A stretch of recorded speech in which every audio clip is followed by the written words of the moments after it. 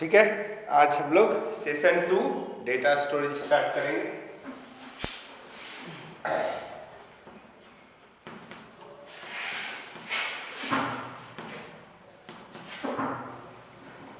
हमने last class में DBMS और आरडीबीएमएस के बारे में जाना था। आज हम उससे आगे चलेंगे। जो हम डेटा बनाएंगे उसको स्टोर कैसे करेंगे, तो उसको स्टोर करने से रिलेटेड कुछ पहले टर्मिनोलॉजी है, कुछ कंसेप्ट है, उसको क्लियर करेंगे। मुझे लगता है कि हमने लास्ट क्लास में क्लियर किया था, फिर भी काफ़ी दिन हो गया तो एक बार रिवाइज भी कर लेंगे और उसको नोट भी करेंगे। ठीक है, सबसे पहले आप कुछ लाइन नोट करिए, देखिएगा। डेटा इन ए रिलेशनल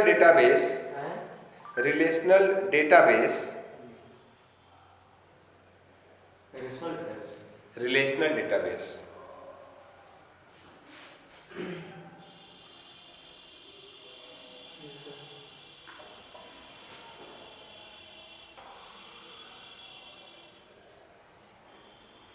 हो गया।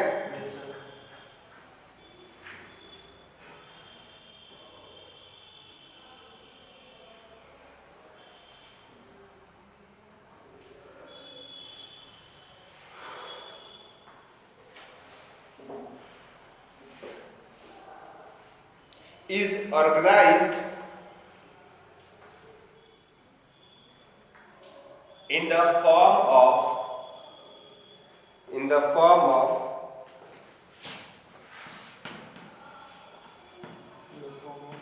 tables। ठीक है, तो सबसे पहले हेडिंग आप दीजिएगा। दूसरा हेडिंग टेबल्स। टेबल्स होता क्या है? A table is a set of data element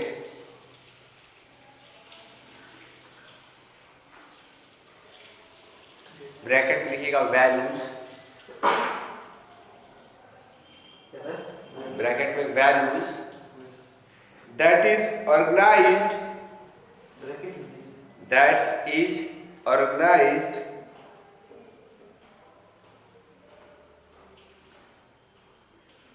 value सिर्फ ब्रैकेट में होगा और कुछ नहीं। That is organized using a model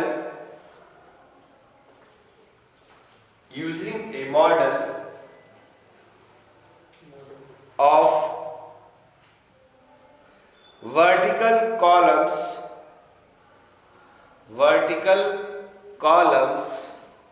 and horizontal rows।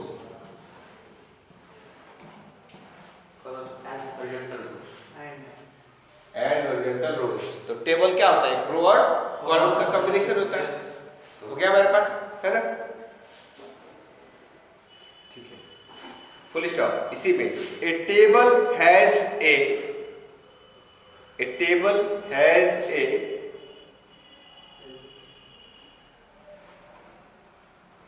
defined number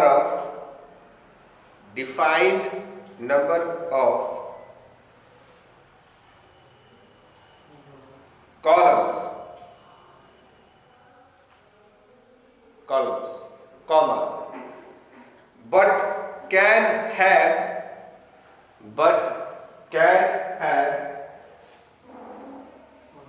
any number of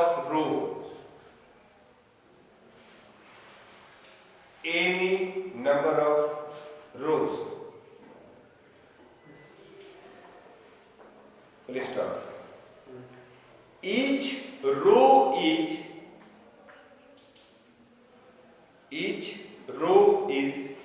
identified by the values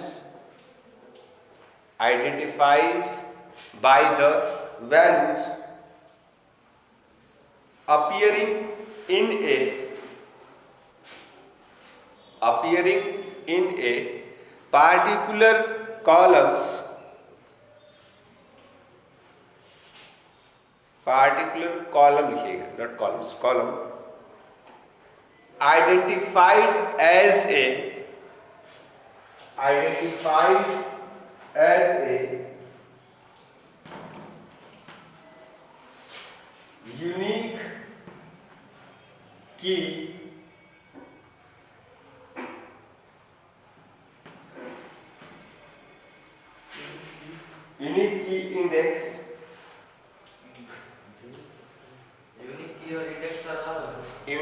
index unique key index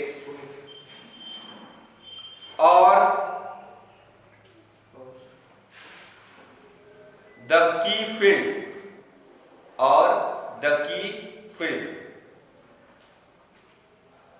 की field. अब जहाँ पे अपने यूनिक की इंडेक्स लिखा लास्ट में, उसके लास्ट में वहां पे ब्रैकेट में सबसे लास्ट में जहाँ सेंटेंस खत्म हुआ है ब्रैकेट लिखिएगा प्राइमरी की, प्राइमरी की सबसे लास्ट में सेंटेंस खत्म होने के बाद ब्रैकेट में प्राइमरी की। ठीक है, नेक्स्ट हेडिंग लिखिएगा टेबल के बाद कॉलम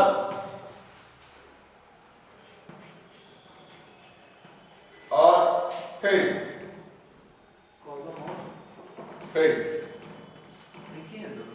दोनों एक ही है, लेकिन यहाँ पे फील्ड भी कहा जाता है तो कंफ्यूज मत हो जाएगा कि सर क्या बात कर रहे हो। अब एक और चीज आंसर से बचिएगा, एक और चीज, कॉलम बेसिकली क्या होता है, ये होता है ठीक है। तो यहाँ पे कॉलम जब हम लोग वर्ड बोलते हैं तो बेसिकली क्या होता है, हम इस पूरे की बात करेंगे, पूरी बात करते हैं। बट यहाँ पे सेम टर्म वही होता है, जब हम फील्ड बोलते हैं, फील्ड वर्ड इस्तेमाल करेंगे तो हम पार्टिकुलर इस कॉलम का जो नाम होगा ना, हम उसकी बात करेंगे और इससे कोरिलेट करेंगे बाकी। हम यहाँ कभी भी एक कॉलम को सीधा लेके काम नहीं करेंगे, हम कॉलम के फील्ड के आधार पे आगे काम करेंगे। वो कैसे करेंगे जब हम लोग आगे क्लास करेंगे तो समझ में आ जाएगा। इसलिए अभी ये कुछ बेसिक्स है, इनकी डेफिनेशन जरूरी है कि आपके पास बुक भी नहीं है, और चीजों का डेफिनेशन डीबीएमएस के टर्म्स में लिखना है, एक्सेल के टर्म्स में नहीं।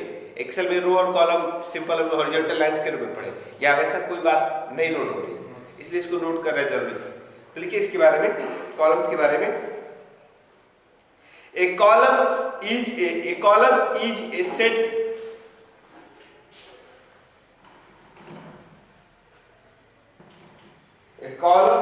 a set of data values of a particular simple type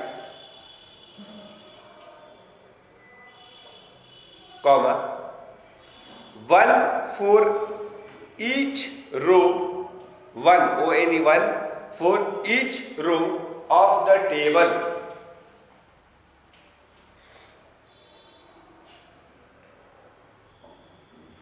full stop.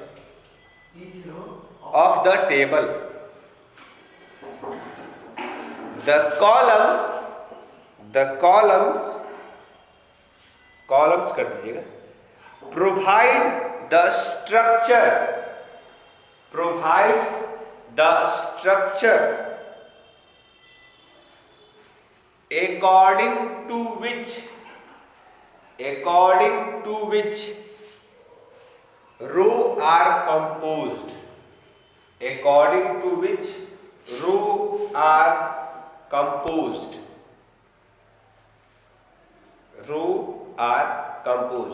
full stop. For example,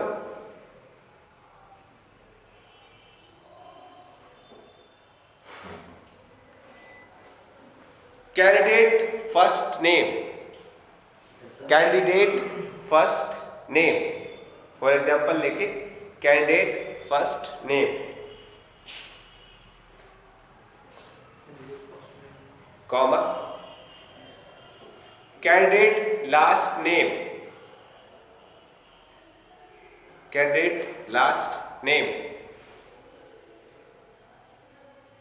date of birth, comma लगाते हुए date of birth, comma, gender,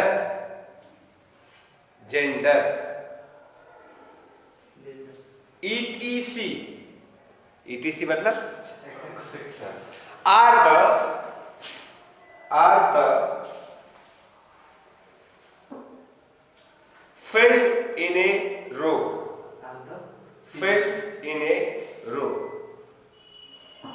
ठीक है।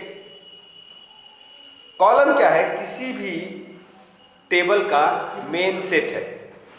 कॉलम ही आइडेंटिफाई करता है कि किसी टेबल में किस टाइप का डेटा स्टोर किया जाएगा।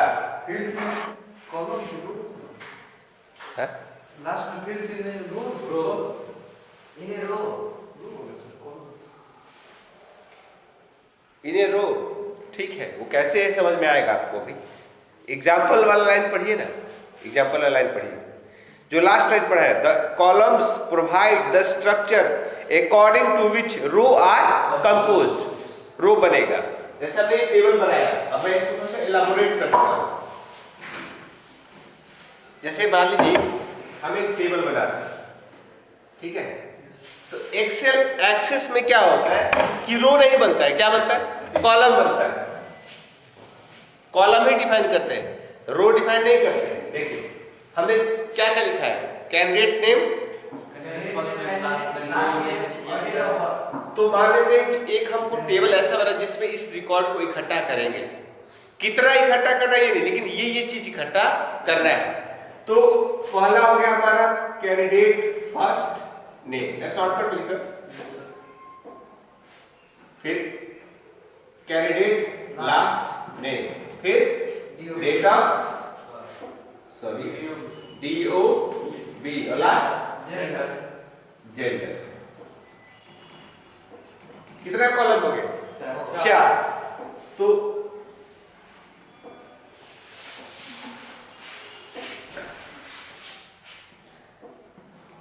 अब थोड़ा सा इमेजिन कीजिए प्रैक्टिकली, अगर यही काम आप रजिस्टर पे करते तो क्या पहले टेबल खींच लेते कि पहले ये डिफाइन करते, ये डिफाइन किया जाता है ना।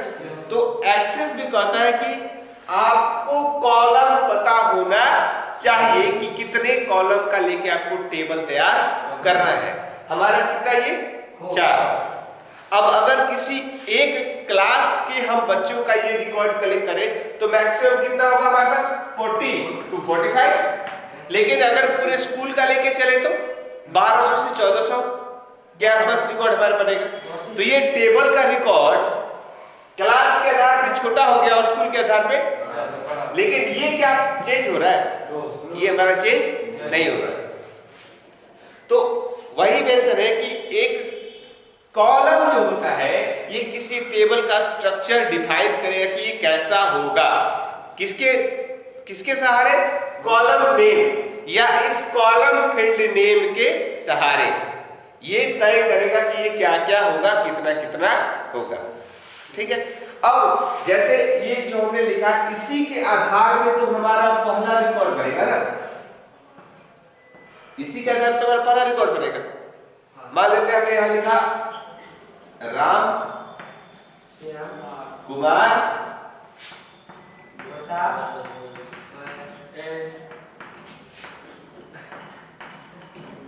ये एक रिकॉर्ड हो गया हमारा। तो ये क्या है आपका? First name. ये क्या है? कैंडिडेट वो कॉलम। इसको क्या बोलेंगे? फील्ड। कौन सा फील्ड? Column field. अब कॉलम फील्ड में ये कौन सा फील्ड है हमारा? Candidate field name field. ये कौन सा है? Candidate last name field. ये कौन सा फील्ड है? Date of birth field. अब यहां कॉलम नहीं बोलेंगे, क्या बोलेंगे? फील्ड बोलेंगे। अब आप खुद सोचिए कि कॉलम बोलने से एक प्रॉब्लम पैदा होगा, पूरा दिमाग में आएगा, लेकिन जब फील्ड बोलेंगे तो हमारे पास एग्जैक्टली आएगा कौन।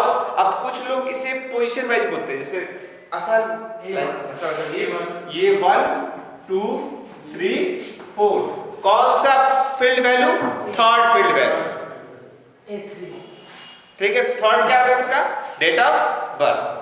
बात समझ आ रही है? यहां पे टर्मिनोलॉजी थोड़ी सी बदलते चली जाती है क्योंकि ये आपका डेटा को स्टोर करता है, उसको मैनेज करता है, मैनिपुलेट करता है। प्रोसेस हम लोग उसके आगे करेंगे, पहले हम डेटा स्टोर कराना सीखेंगे। ठीक है। तो ये आपका कॉलम हो गया, कितने का है? 4 का। अब ये 4 के ही आधार पे आपका आगे बढ़ेगा, चाहे वो 5 डेटा कलेक्ट करना हो चाहे 10 डेटा कलेक्ट करना हो। अब डेटा जो वर्ड बोलेंगे हम, डेटा इसके नीचे का जो भी बोलेंगे वही हमारा डेटा है। अब ये डेटा मैनेज कैसे हो रहा है? Through using this field names. अब आप खुद सोचिए कि अगर हम ये यहां से उठा दें तो ये क्या है पता चलेगा? क्लियर होगा ही नहीं क्या? तो डेटाबेस में ये लेवल तय करता है कि ये कौन सा डेटा, उसको हमको कैसे मैनेज करके रखना है।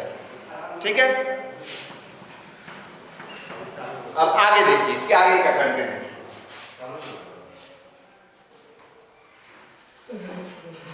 आगे लिखिए, रो और रिकॉर्ड और टपल।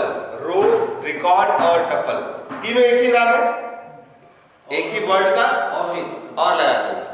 रो, ROW रोज, रिकॉर्ड और टपल। तो इसी को हम लोग क्या बोलते हैं? रो बोलेंगे।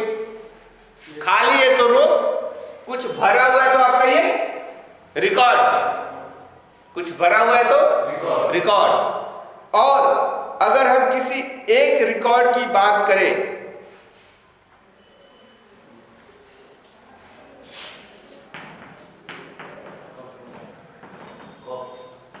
एंटिटी, किसी एक की बात करेंगे तो हम उसे एंटिटी कहेंगे। ठीक है।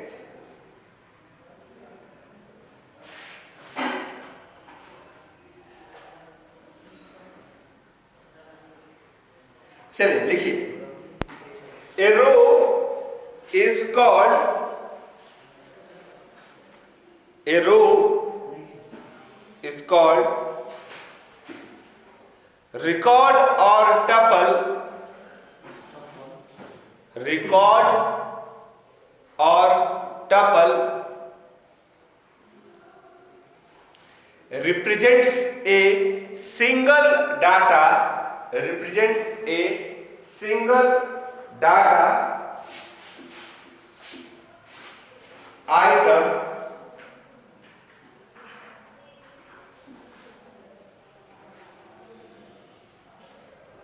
in a table,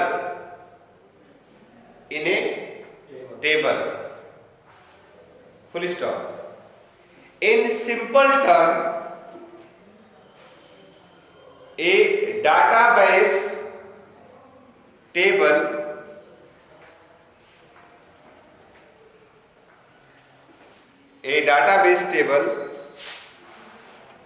can be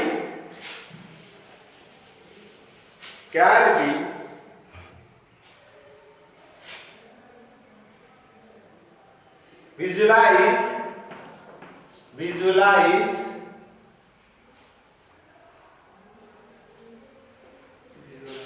as consisting of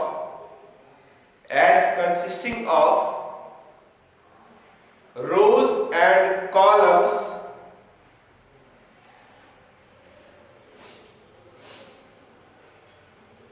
or fields.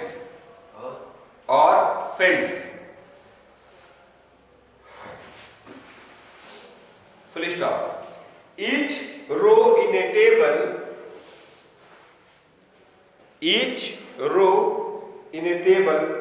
represents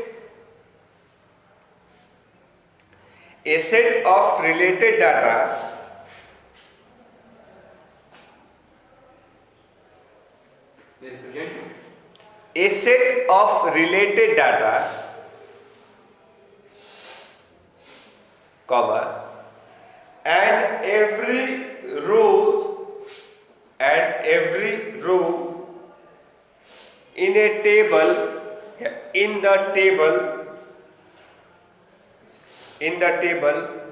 has same structure,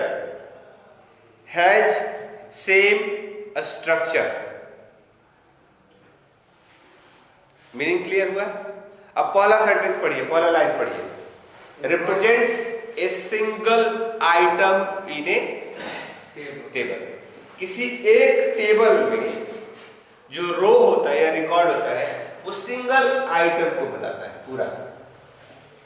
एक एंटिटी या डेटा, राम एंटिटी है, राम डेटा, ठीक है। अब लास्ट सेंटेंस पे देखिए क्या है, लास्ट सेंटेंस सीधा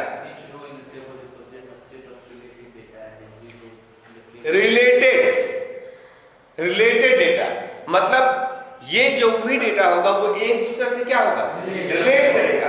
किसी एक को बीच से आप निकाल दीजिएगा और उसका मीनिंग निकालिएगा तो उसका मतलब नहीं बनेगा। मतलब ये इससे लिंक है, ये इससे लिंक है और ये इससे, लेकिन ये सब किससे हमारा रिलेटेड है, इस टेबल से रिलेटेड है। और एक टेबल में, डीबीएमएस के टेबल में जैसा एक रिकॉर्ड का स्ट्रक्चर होगा वैसा इसका पूरा टेबल का स्ट्रक्चर होगा, ठीक। कहने का मतलब ये 4 कॉलम का है तो ये टेबल जितना भी आगे बढ़े उसमें 4 कॉलम में ही डेटा इकट्ठा किया जाएगा।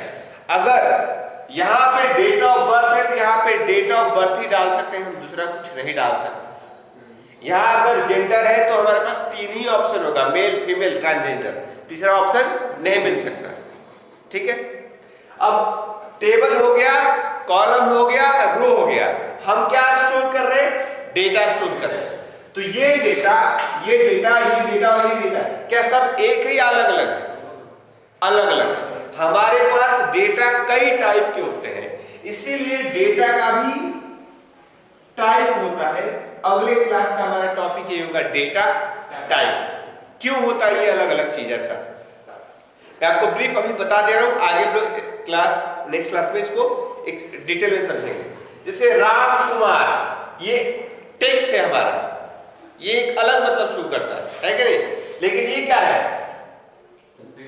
डेट है, डेट ऑफ बर्थ, ये एक अलग तरह का डेटा है। हम इसका अलग मतलब समझते हैं, इसका अलग मतलब समझते हैं।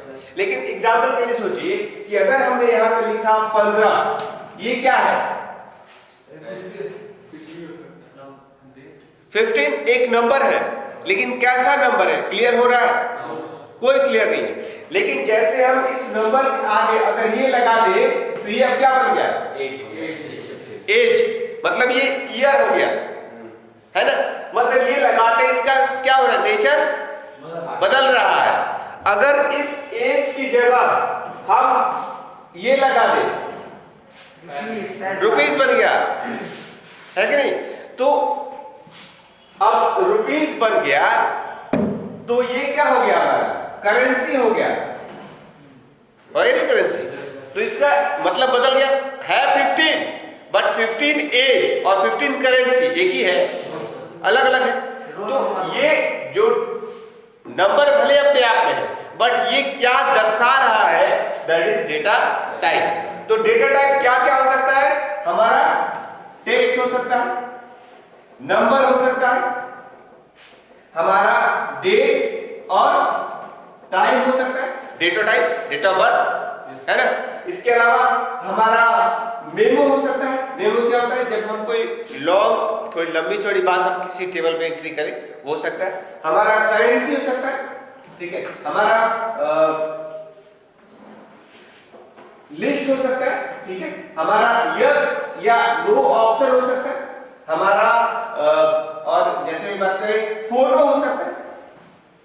इतने टाइप के हम डेटा को अलग अलग जगहों में इस्तेमाल करते हैं। अब यस नो में मान लेते हैं, यस नो भी डेटा है। कैसे, मान लीजिए किसी कॉल में पूछा गया आप मैरिड है कि अनमैरिड है, तो मैरिड के लिए यस, अनमैरिड के लिए नो, तो वहां ऑप्शन क्या बनेगा, 2 ही बना ना हमारे पास। अच्छा, इसके अलावा कुछ ऐसे भी डेटा होते हैं जो प्री डिफाइन होते हैं, आप उसको बदल नहीं सकते। प्री डिफाइन, जैसे आपका जेंडर प्री डिफाइन, क्या आप अपने मन से बदल सकते हैं? आप कोर्ट में जाके नाम बदलवा सकते हैं, डेट ऑफ बर्थ बदलवा सकते हैं, जेंडर बदलवा लीजिएगा, तो प्री डिफाइन है, ठीक है।